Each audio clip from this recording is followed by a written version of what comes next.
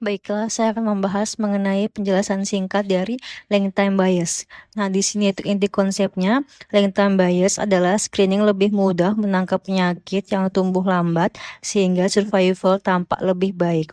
Padahal bukan karena screeningnya selalu menyelamatkan nyawa, tetapi karena yang lebih sering terdeteksi adalah kasus yang lebih ringan atau lambat atau agresivitas rendah.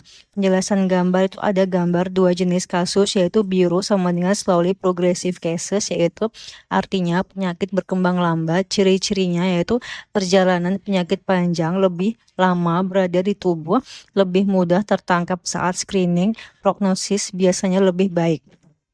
Merah sama dengan rapidly progressive cases, yaitu artinya penyakit berkembang cepat atau progresif. Ciri-cirinya itu perjalanan penyakit singkat, cepat memburuk, bisa muncul dan juga menyebabkan kematian di antara jadwal screening, lebih sulit tertangkap oleh screening.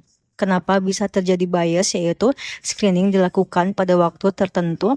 Penyakit yang lambat punya waktu lebih panjang untuk terdeteksi, sedangkan penyakit yang cepat atau agresif bisa muncul, cepat memburuk dan juga meninggal, jadi nggak ada waktu buat terdeteksi sebelum sempat terdeteksi oleh screening.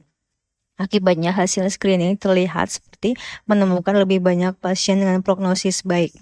Kemudian juga contoh sederhana itu bayangkan ada dua jenis kanker, yaitu kanker A, tumbuh lambat, pasien bisa hidup lama, mudah terdeteksi saat screening.